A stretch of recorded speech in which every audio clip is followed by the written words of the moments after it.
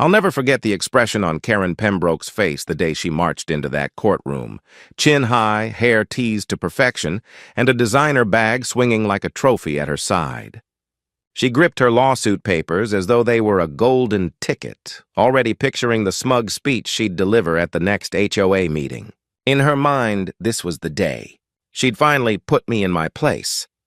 The I, woman who'd made my life a living, nightmare for months, was certain this was her big moment. What she didn't know was that I had a little surprise of my own sitting neatly inside my briefcase. Documents that would wipe that victorious grin right off her face. Evidence so ironic, so completely unbelievable, that even I had trouble accepting it when I first found it. Karen Pembroke, self-proclaimed Queen of Maple Grove, president of the HOA and my personal tormentor, had unknowingly built part of her house on my land. But I'm getting ahead of myself. Let's rewind to where it all began. 6 months earlier, when I made the single biggest mistake of my life, moving into her kingdom. The realtor had described it as a rare opportunity in the historic Maple Grove subdivision. The corner lot on Elm Street and 2nd Avenue had been sitting unsold for almost a year. I should have taken that as a warning sign.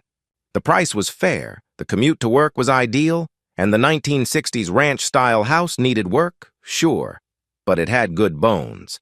What could possibly go wrong? I got my answer the very next morning.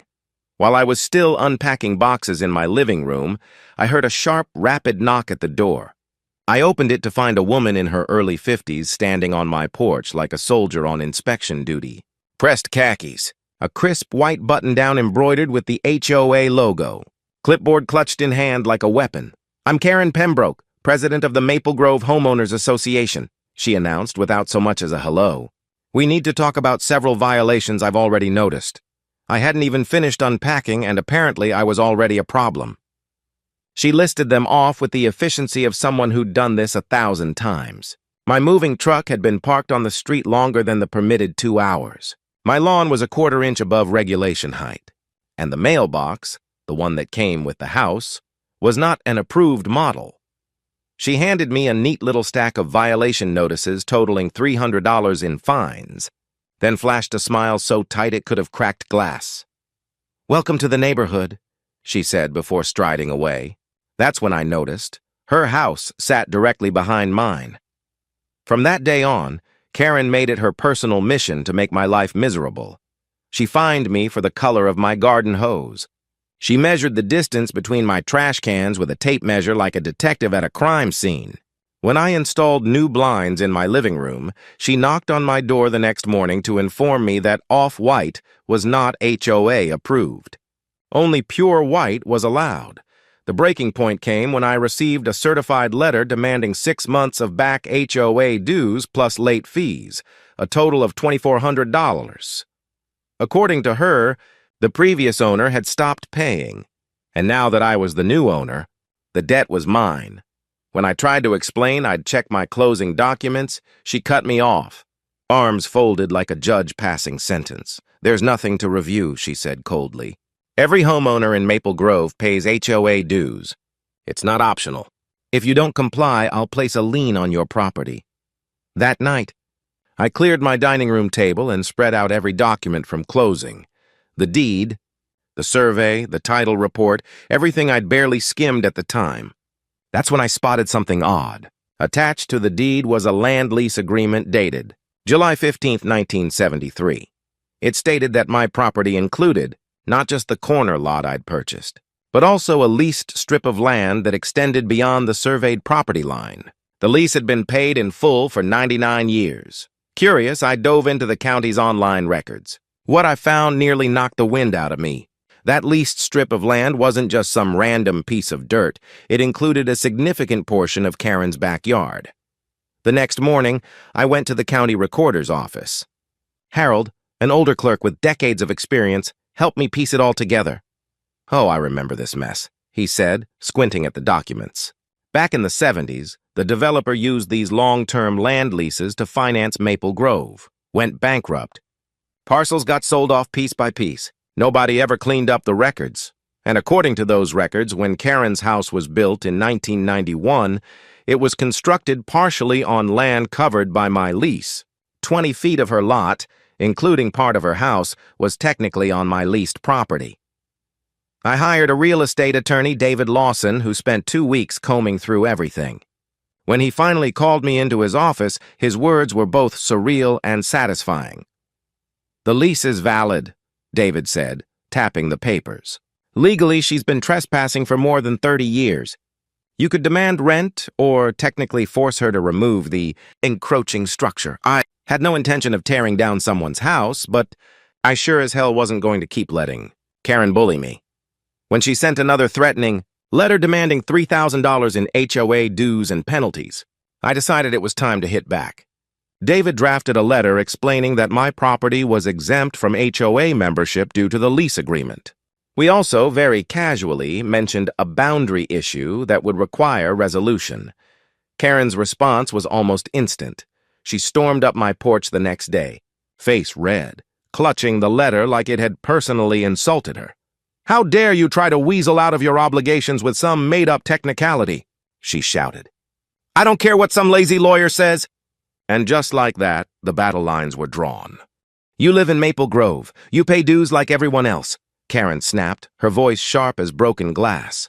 I stayed calm, which only made her angrier. "Karen," I said evenly, "I suggest you have your attorney review the documents we referenced. This isn't a loophole or some made-up trick. It's a legal reality." "We'll see about that," she spat, her face flushed. "I'm filing a lawsuit first thing Monday morning. You'll pay those dues, plus every legal fee it cost me to teach you a lesson." And true to her word, the following week I was served with a lawsuit. Karen was suing me for unpaid HOA dues, late fees, legal costs, and, believe it or not, intentional infliction of emotional distress on the HOA board. She demanded over $10,000. David and I sat down to prepare our response. We agreed not to show all of our cards at once. Our official reply simply restated that my property was exempt from HOA membership and asked for dismissal of all claims. But along with that, we filed a counterclaim, trespassing and unjust enrichment, for the unauthorized use of my leased land. The moment Karen's lawyer, a young and eager attorney named Bradley Morrison, received our counterclaim with the attached property documents, the tone shifted. 2 days later, David got a call. He put it on speaker. "I don't think my client fully understood the situation," Bradley said carefully. "Perhaps we could resolve this without further litigation." But Karen was Karen. She refused to back down. At the settlement conference, she sat across from me with her arms folded and an icy glare fixed on my face, as if sheer willpower could make the problem disappear.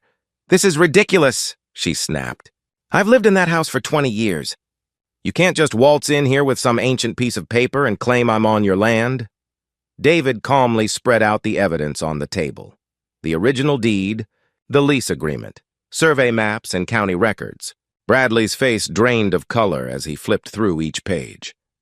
"Mrs. Pembroke," he said quietly, "these documents appear to be legitimate. Your house is partially built on land leased to Mr. Thompson."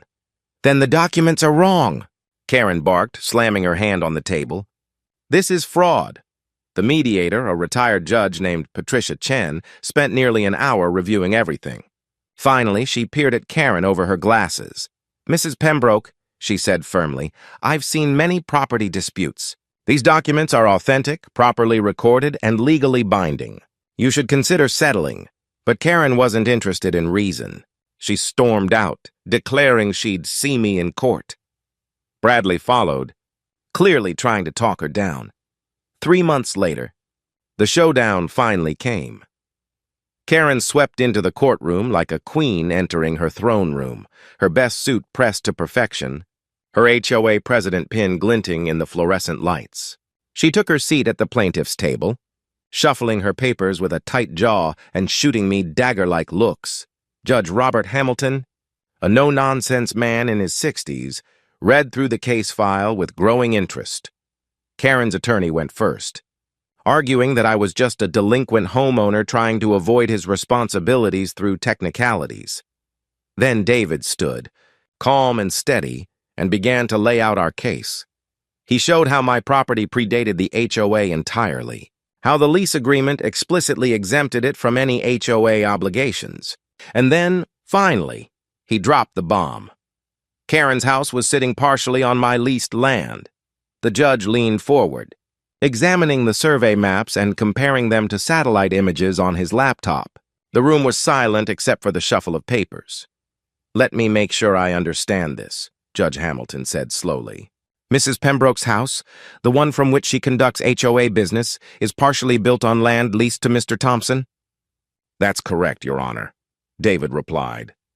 The judge turned to Karen. "Mrs. Pembroke, were you aware of this when you purchased your home?" Karen's complexion shifted from red to bone white. "No, Your Honor. This is the first I'm hearing of it. And yet you've been collecting HOA dues and issuing fines to neighboring properties for 30 years, the judge said. "The HOA was established legally," Karen protested. "We have proper documentation." "Documentation," the judge replied evenly. "That does not supersede prior property rights." For 10 long minutes, Judge Hamilton reviewed every detail. Then he set the file down and gave his ruling. "I find in favor of the defendant, Mr. Thompson. His property is clearly exempt from HOA membership based on pre-existing agreements. The plaintiff's claims are dismissed with prejudice." But he wasn't finished. "Furthermore," the judge continued, "regarding the counterclaim, I find that Mrs. Pembroke has indeed been unjustly enriched by the unauthorized use of the defendant's leased land. While I won't order the removal of the structure due to the time elapsed, I am ordering that Mrs. Pembroke pay fair market rent for this land." He calculated the amount based on current land values and square footage. "Mrs. Pembroke, you are ordered to pay Mr. Thompson $18,000 in back rent for the past 3 years, plus $400 per month going forward, with annual adjustments for inflation." Karen shot up from her chair so fast it clattered backward. "This is outrageous," she shouted. "I'm not paying rent for my own property." "It's not your property, Mrs. Pembroke," the judge said sharply. "And I'd suggest you watch your tone in my courtroom. You're fortunate Mr. Thompson isn't seeking to have your house torn down." Then he added one more thing. "It has also come to my attention during this proceeding that you've been harassing Mr. Thompson with frivolous fines and violations. That stops immediately. Any further harassment will be considered a violation of this court's order and handled accordingly." Karen's mouth opened and closed like a fish out of water. Her lawyer was already packing up with the weary resignation of a man who'd lost the battle before it began. As I left the courtroom, I heard her voice echoing down the hallway. "Emergency board meeting tonight." "No, it can't wait until Tuesday."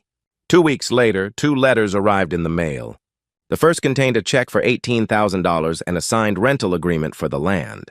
The second came from the Maple Grove HOA board, announcing that Karen Pembroke had resigned as president effective immediately. Neighbors told me the board had voted her out after learning about the lawsuit and the humiliation she'd brought on the HOA. Her iron-fisted rule was over. The final twist came 6 months later when a moving truck pulled into her driveway. She couldn't stand living next to me, paying me rent each month, being reminded daily of her defeat. She sold the house at a steep loss, forced to disclose the land lease to every potential buyer. The new owners, the Johnstons, are a young couple who pay their lease fee promptly and are genuinely good neighbors. They even invited me to their housewarming party. As for Karen, she moved to a new neighborhood across town, one without an HOA. Every January when that rent check arrives, I can't help but remember the day Karen Pembroke learned the hard way. Sometimes the person you try to push around just might own the ground beneath your feet.